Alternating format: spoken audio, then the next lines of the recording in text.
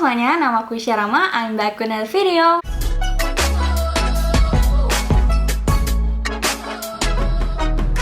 Bagi yang belum tahu aku siapa, perkenalkan aku Isyah, mahasiswa baru di Fakultas Kedokteran Universitas Indonesia Angkatan 2020. Sesuai judulnya nih, di video kali ini aku mau ngasih saran nih kepada teman-teman yang masih kelas 12 SMA untuk tidak mengandalkan SNMPTN. Kenapa? Nah, di video kali ini aku bakal bahas 3 alasannya. Alasan-alasan ini aku cermati sendiri dari teman-teman aku dan juga dari Twitter ya. Karena sekarang tuh lagi zamannya mendaftarkan SNMPTN dan aku takutnya teman-teman kelas 12 SMA ini terlalu menggantungkan SNMPTN sampai lupa untuk masuk perguruan tinggi itu ada banyak loh jalurnya. Alasan yang pertama adalah karena kuota SNMPTN itu paling sedikit dibandingkan jalur masuk PTN lainnya. Kalau kalian lihat dari data LTMPT, contohnya untuk FKUI di tahun 2020, kuota untuk SNMPTN itu hanya 36 orang, lalu kalau kuota SBMPTN itu 54 orang, dan untuk kuota SIMAK UI atau ujian mandiri itu 90 orang. Dan ini harusnya juga berlaku di universitas-universitas lain. Apa yang aku omongin ini bisa aja salah atau sistemnya berubah, jadi make sure untuk cek webnya LTMPT secara berkala ya teman-teman. Alasan yang kedua adalah karena sistem penilaiannya itu nggak ada yang tahu. Kalau aku perhatiin dari Twitter itu banyak banget yang tanya, dengan nilai segini bisa nggak ya diterima di fakultas ini, bunuh diri nggak ya? Nah ini aku kasih jujur-jujurannya aja ya, nilai antara sekolah A dan sekolah B itu bisa aja beda gitu loh grade-nya. Misalkan kalian di sekolah A dan di sekolah B itu sama-sama dapat 90, tapi karena akreditasi kalian itu berbeda, yang satu akreditasinya A, yang satu akreditasinya B, itu bisa aja dipandang sama LTMPT-nya tuh beda gitu loh. Nah, apakah nilai itu harus naik terus atau yang penting stabil? Itu tuh juga nggak ada yang ngerti gitu, karena bener-bener apa ya, semua penilaiannya itu cuman dari LTMPT aja. Nah, selain nilai, yang mungkin saja dipertimbangkan oleh LTMPT adalah apakah alumni dari sekolah kalian itu udah ada yang kuliah di tempat yang kalian pengen. Tapi aku mau ngasih tahu kalian nih, fakta menarik adalah ada temen aku, actually adik kelasku, namanya Rafli. Dia anak SMA 5 dan dia diterima di FKUI lewat jalur SNMPTN. Padahal di tahun sebelumnya itu belum ada yang diterima di FKUI lewat jalur SNMPTN. Jadi bisa aja kalian itu menjadi yang pertama, tapi bisa aja LTMPT itu juga mempertimbangkan apakah dari sekolah kalian itu udah ada yang kuliah di tempat yang kalian pengenin. Dan selain apakah sudah ada alumni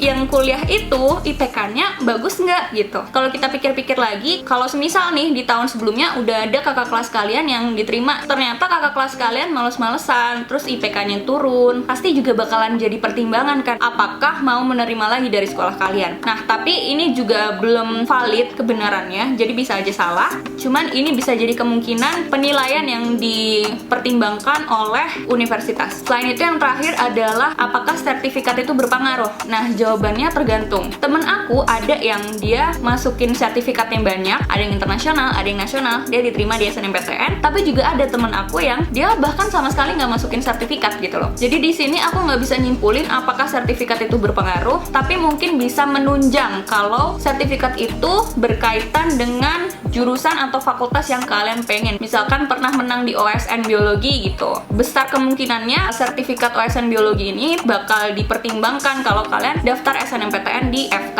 kayak gitu sih. Nah, ini buat catatan aja untuk teman-teman yang mungkin sertifikatnya banyak dan udah pede banget untuk bisa diterima di SNMPTN. Jangan tinggi hati dulu, karena teman aku juga ada yang sertifikatnya banyak tapi nggak diterima. Dan catatan lagi untuk teman-teman yang mungkin masuk di siswa eligible tapi nggak punya sertifikat sama sekali, jangan berkecil hati, karena temen aku juga ada yang diterima lewat jalur SNMPTN tapi nggak masukin sertifikat sama sekali. Nah, alasan yang ketiga atau yang terakhir adalah karena dengan menggantungkan hanya kepada SNMPTN itu bikin kalian lengah. Nah, di awal tuh kan aku udah bilang ya, kuota SNMPTN itu paling sedikit dibandingkan kuota jalur lain. Kalau semisal kalian hanya bergantung kepada SNMPTN, akhirnya kalian itu jadi lengah, nggak belajar untuk SBMPTN, dan tertinggal sama temen-temen yang bahkan nggak termasuk di siswa eligible. Nah, saran aku untuk kalian yang termasuk di siswa eligible dan udah mau daftarnya SNMPTN, tanemin di mindset kalian kalau diterima SNMPTN, alhamdulillah. Kalau enggak, ya udah gaspol di SBMPTN dan ujian mandiri lainnya. Atau kalau mau masuk di UI ya gaspol di SIMAK UI. Karena nggak sedikit siswa-siswa yang termasuk siswa eligible akhirnya nyesel karena nggak belajar dari awal dan akhirnya gagal di UTBK, dan ujian mandiri lainnya. Oke, untuk membuktikan mitos-mitos yang ada di kalangan masyarakat ya, mari kita berbincang dengan teman aku yang keterima lewat jalur SNMPTN di tahun 2019 di FKUGM, yaitu Syahnas. Jadi ya, kita telepon bareng-bareng dan kita tanya ya, penilaian SNMPTN itu kayak gimana, dan juga sedikit mengenai persiapannya teman aku ini sampai bisa diterima di FKUGM lewat jalur SNMPTN.